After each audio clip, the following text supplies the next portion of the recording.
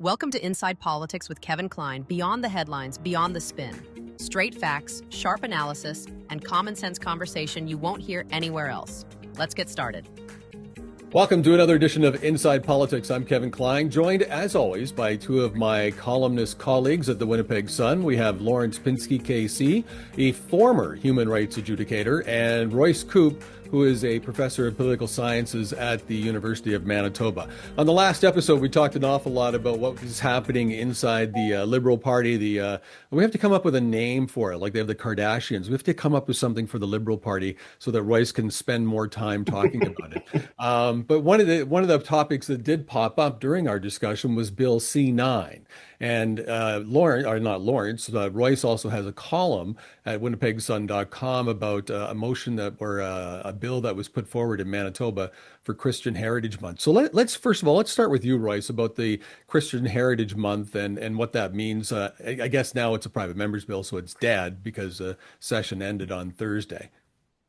Yeah, this was a private member's bill put forward by PC MLA Carrie Hebert. And so I guess she probably want to introduce it for December, but she'll need to reintroduce it when the legislature comes back. This was a bill to designate December as Christian Heritage Month, which I think is a great idea.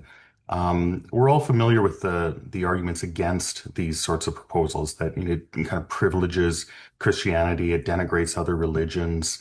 I think I've kind of come around to being against these kinds of arguments. Canada has changed a lot in terms of its religious makeup in the last few decades. We've had lots of people come here that are not Christians. They're Muslims or Sikhs or Hindus.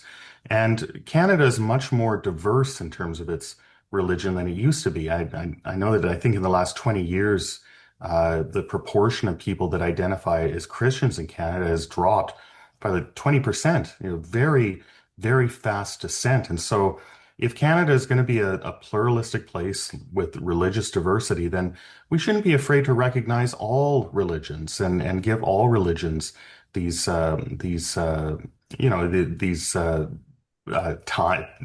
or occasions in which to celebrate their contributions to Canadian society. And that's exactly what Miss Hebert has done here. And so I really support this. I hope it goes through, and I'd like to see more recognition of religious communities in this country, including Christians, not less. I'm totally in favor of it because it's done for so many other faiths and community groups. Why are Christians less? How is it that it denigrates anybody to celebrate Christianity? As the saying goes, you don't have to blow out somebody else's candle for yours to shine brighter. In fact, it's the compilation of all the candles that cause the greatest light. So it's the same thing that people get upset or whatever, talk about microaggressions and other nonsense if someone says Merry Christmas. I don't celebrate Christmas, as you guys know. I love when people say Merry Christmas. Why would you be offended by that? Mm-hmm. Why would anyone be offended? I'm happy when they say Happy Hanukkah too. I'm happy with that too. Doesn't matter to me. It's just a nice greeting. And this notion that Christians are second class or people should be embarrassed by it is absolutely and utterly ridiculous in my view. I don't know why they waited till the last moment to introduce the bill. That might have something to do with procedure in Parliament, at the legislature. That could be the case. I'm not sure. It could be something else, but I think it's high time. It should be recognized. How could you have Islamic Heritage Month, Jewish Heritage Month? I'm sure many other heritage months, mm-hmm. and not recognize Christian Heritage Month in December when it's Christmas. Why would you not do that?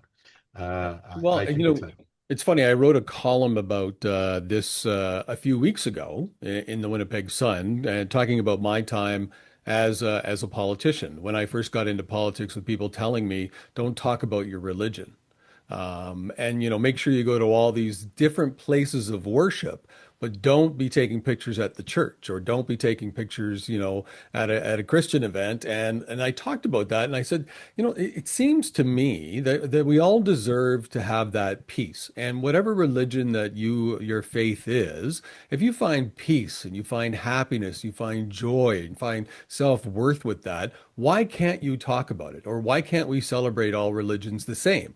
This really, and I agree with both of you. I think that this should be done because we do this for other religions. We're kind of famous in Canada now. We have a month a day for everything.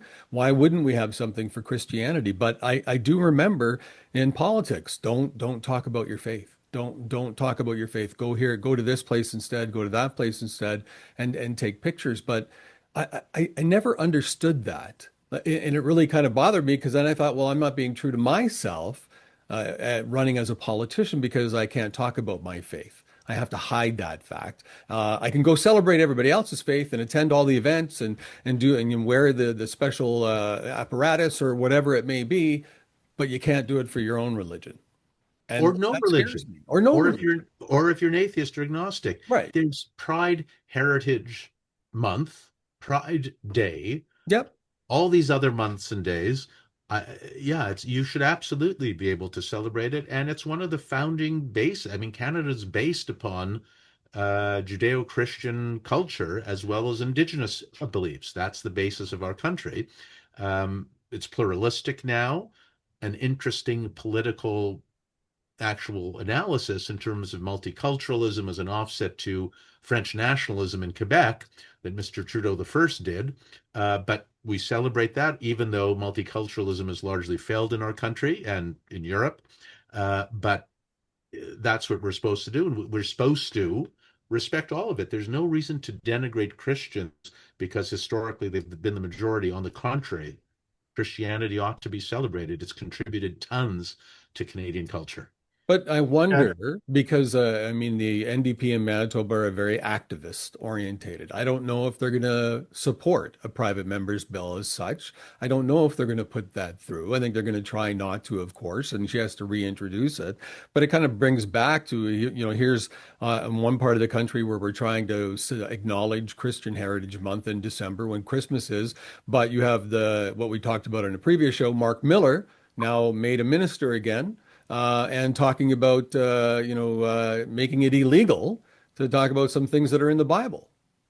So let me touch on that a little bit. And sorry, Royce, you'll want to talk about it in a sec. But so Bill C9 is a bill in Parliament in Ottawa that talks about amending the hate laws under the criminal code.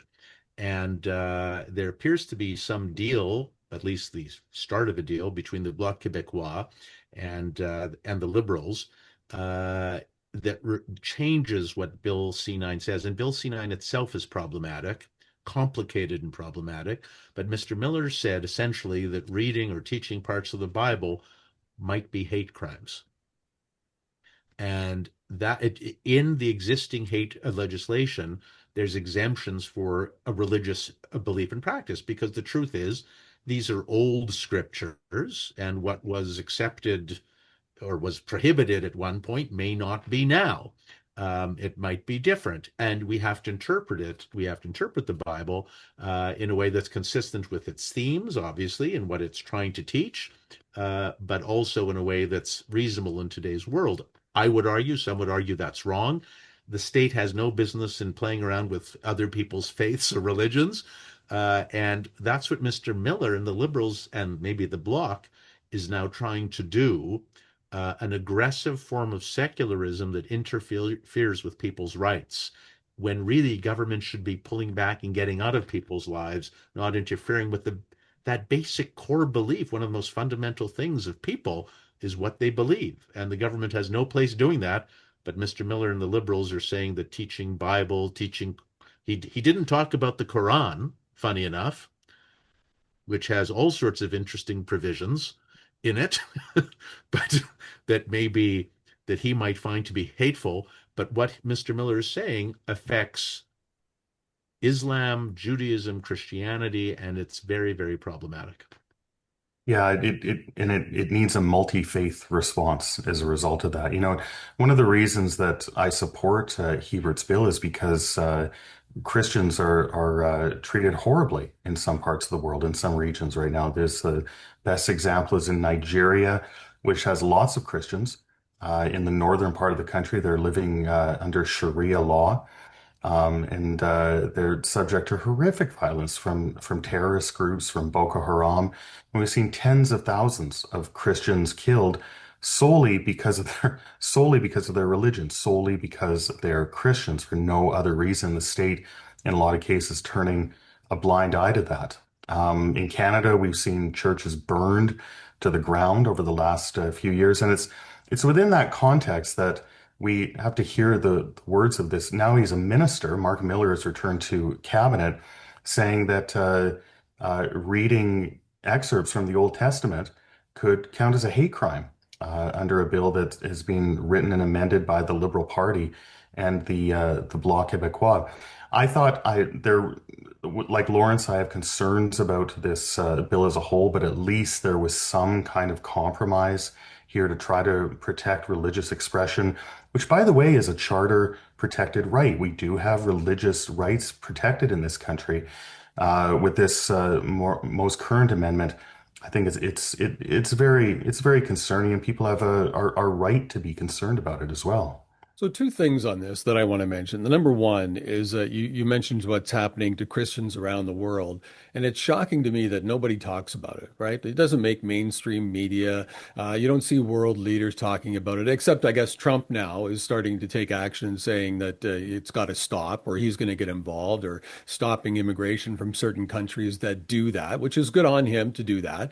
But you just don't hear about it. For some reason, it's kept quiet, and that kind of bothers me. Number two, and from somebody who sat in government, I'm so tired about these elected officials trying to get involved in my life, my day-to-day life. You know what? We have major crisis happening in Canada, economically, trade, you name it. We have all these problems, and you're going to spend how many hours, how many staff are going to be put onto it on a bill that has, it's none of your business what I think. It's none of your business what I feel. As long as I pay my taxes, you do your job and make sure that it's a safe country, make sure that we have health care, make sure that you live up to the responsibilities of government. I don't see why, and I think this is I go back to when Mr. Trudeau, the first one, was in power, right? When a lot of people said, "Stay out of our bedroom."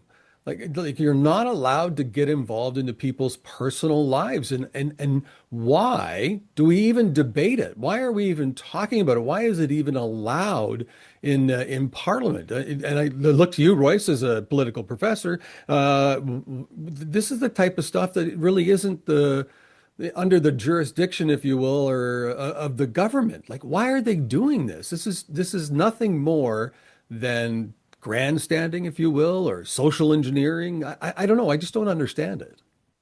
Yeah, I think the government does have to try to stay on top of some of these issues. I mean, especially with the nature of the internet, it's kind of an ongoing challenge. Things change, and they have to try to stay on top of it. The Liberal Party, both under Trudeau, now under Carney, have basically flubbed this time and time again. And part of the problem is that you have people in the Liberal caucus like Mark Miller who have views that are not inconsistent with what the majority of Canadians think, which is what you just said. Pierre Elliott Trudeau, the state should stay out of the bedrooms of the nation. But of course, there is a wing of the Liberal Party that wants a very big role for the state in regulating speech, regulating what you say online, and going way too far in that direction. And that's the concern with people like Mark Miller. I think he's made it very clear that he thinks there's a big role for the state in regulating speech, even if this is old speech been around forever in religious texts. Well, from a legal perspective, Lawrence, I watched an awful lot of British news, and I'm starting to see people getting arrested for what they say on Twitter. Uh, like, I don't understand this at all. Like, I sit back and go, what is happening to the world? What is it? Like, we have so many other things happening. If you want to buy a roast, you need to get a second mortgage on your house in Canada. This is not the biggest problem that we have. Like, and you're going to have police go door to door and say, we saw your tweet early this morning. put your hands behind your back. You're coming with us. So it's great that you mentioned that. Hate crimes against Christians are on the rise across all of Europe, with the United Kingdom identified as experiencing one of the biggest increases of these thought crimes. So there is a corrosive vein among leftist parties that wants to intervene in directly in people's lives and thoughts. And you can draw a direct line to Mr. Carney and his book. That's exactly what he talks about, is intervening in people's lives and the economy. It's what Mr. Trudeau did wrongfully in using the Emergencies Act. It's across the board, and it's hugely problematic. There's a teacher in the UK. I'll just call up her name. I was just looking at that while you guys were talking. Christy Higgs, 47, dismissed for gross misconduct at a school after privately sharing a post expressing concerns about sex education at her child's primary school. Another one, Maureen Martin, dismissed by her housing association for expressing publicly her belief that marriage is a union between a man and a woman. Now, I might not agree with that, but I mean, these people are being dismissed from their jobs, A. B, police are arresting people, are seizing cell phones in the United Kingdom for thought crimes. It's unbelievable. And Bill C9 and Mr. Miller are directly on that path. And it's a huge, huge problem. And it's Mr. Miller is not an outlier. It is entirely consistent with what Mr. Carney talked about in his book. And it's really atrocious. Canadians need to be aware of what's going on here. Yeah, but my question to both of you is, why are they not aware? Like, why is this not a much bigger deal? Like, why aren't Canadians protesting this as opposed to the many other things that we find to be able to protest? This, to me, is where we have to take back the power as the citizens of the country, if you will, and start telling politicians, stay out of my business and just run the country, because you're doing a very poor job running our country. You're running it into the ground. Thank you very much. And meanwhile, you're worried about what I put on Twitter. I don't understand it. Royce, tell me, what is wrong with society that we're just ignoring it? I think a lot of people are busy trying to make ends meet in this country right now, trying to raise their kids. And there's a million things to think about in addition to this liberal bill. There's also the view, I think, that in the last few years, people on the right in particular they talk about the Charter of Rights and Freedoms more than they used to. They think the Charter is going to protect them from government overreach. Well, I don't know about that. The freedom of expression, almost all of our freedoms that are protected in the Charter are subject to limits in a reasonable limits and a Free fair. and democratic. Yeah, Free sorry. democratic. Thank you, Lawrence. And the courts have been more than willing to say that, yeah, this infringes your expression rights, but that's okay. It's a reasonable limit. And so these expression issues, as they relate to the internet, to hate crimes, these are things that we have to deal with in the political realm. If people are concerned, they actually need to do something about it. They need to get involved in politics. They need to say something. They maybe need to take out a membership in the Conservative Party and make sure the party stays focused on these issues. Don't leave it to the courts. I think that would be a major mistake on this issue, given the way they've ruled on these issues in the past. So I'm going to point the finger in a different direction at the media, the mainstream media, the bought and paid for media. They should be focusing on this. They should be, investigative journalists should be out there in mainstream media talking about what a threat this is, what's going on in the United Kingdom, as an example, that we've touched on a little bit here. There's so much more we could say about that. And they're not doing that. And it's part of the same dogmatic view that has infiltrated universities, infiltrated media, mainstream media at least. And we see what that results in is exactly what we're talking about. And that's a huge problem. The courts, I'm going to disagree with you, Royce, on how they view Section 1 of the Charter, that saving clause where there's a breach of a right.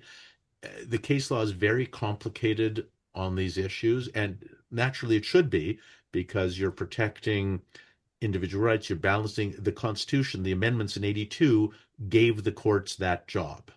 They deliberately gave the courts the job to weigh those things. And that's a complicated thing to do. I could go on at length about it. It'll bore people if I do. Yeah.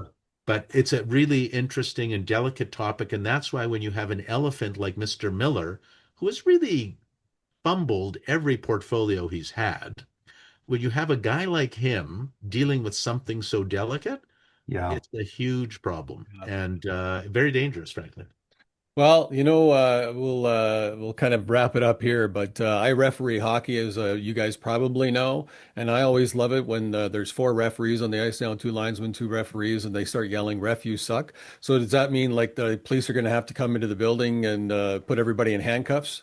Because I mean, let's fair, let's be fair to everyone. Let's call it like it is. It's just, to me, it's going down a path that is laughable. And you see the fabric of Canada and so many other nations starting to crumble, and we're dealing with nonsense like this.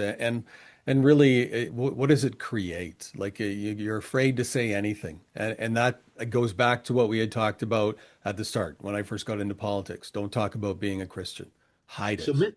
I just want to share with you, and you may know this, I think you touched on it, Kevin, actually, that Mr. Trump said this week in dealing with Yes. Europe and NATO that Europe is losing its European heritage, and that he's going to be active in ensuring that's not the case because of these types of issues. Yeah. And when you think about where Canada is and how we are aligning ourselves with the very thing Mr. Trump is fighting against, and I'm not a huge fan of Mr. Trump. There's some policies that are good, some that are bad, but we are on the wrong side of the most important ally we have, and the most important trading partner we have, and frankly, the very principles that founded both the United States and Canada. And we are on completely the wrong path. There will be a price to pay. I want to put in a final thought and get your quick comment on it. So everyone knows that the mainstream media does get money for government funding for certain reporters and stuff like that. So a new one has come out, and the government will pay for a reporter as long as the reporter is either Black, Indigenous, of a racialized, significant racialized culture, or a member of the LGBTQ plus community, and they write specifically about stories for that. But nothing else. Nothing else. And they'll choose which cultures and minority groups are appropriate. Right. They are choosing. Yeah, you have to apply under their, which category you fall under and what stories you're going to, that's underrepresented in the media, and they want to see more stories about that. And you have to make sure that all your stories are based on that, or the government doesn't give you the check to fund them. So isn't this controlling the media? Am I missing something? And isn't this controlling the narrative? So what happens if you're like a reporter in Kenora and nothing is happening in those communities that day? Just seems like a typical big government heavy-handed response that's ultimately going to be ineffective, ineffectual. I just think it's more proof of trying to control the narrative. Gentlemen, good discussion. Thank you very much. And on the next episode, I think we're going to talk about some results that came out about the popularity of premiers. So please come back and watch the next episode of Inside Politics. Make sure you follow us and smash the like button. Thanks for watching Inside Politics with Kevin Klein. Please like and subscribe to this channel and visit thewinnipegssun.com for more.